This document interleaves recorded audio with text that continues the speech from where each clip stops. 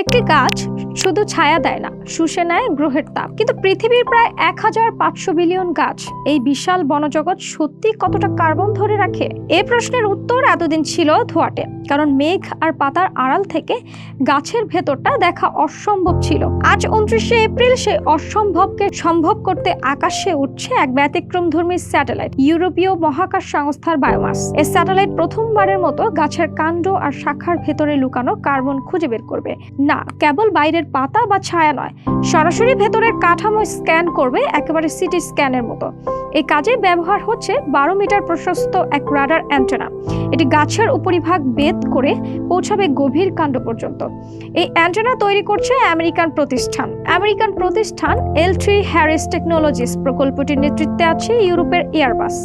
Biomass জানাবে বিশ্বের বন জঙ্গল প্রতি বছর কতটা কার্বন শোষণ করছে, আর এ তথ্য নির্ভরযোগ্যভাবে জানালে জলবায়ু পরিবর্তনের বিরুদ্ধে লড়াই হবে আরো কার্যকর। ইউনিভার্সিটি কলেজ লন্ডনের বিজ্ঞানী ম্যাট জিডনি বলেন, আগে হাতে হাতে গাছ পরিমাপ করতাম, কিন্তু সেটা ছিল বিশাল ভুলাইয়া। এবার আকাশ থেকে আসছে সঠিক তথ্য।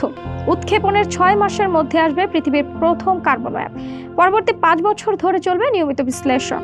পৃথিবী উষ্ণ হচ্ছে, কিন্তু গাছগুলো এখন কতটা লড়ছে সেটা জানা যাবে স্পষ্টভাবে। বায়োমাস শুধু প্রযুক্তি নয়, এটি পৃথিবীর জন্য একটি প্রতিশ্রুতি, সতর্ক, বিজ্ঞান ভিত্তিক ভবিষ্যতের পথে প্রথম পদক্ষেপ।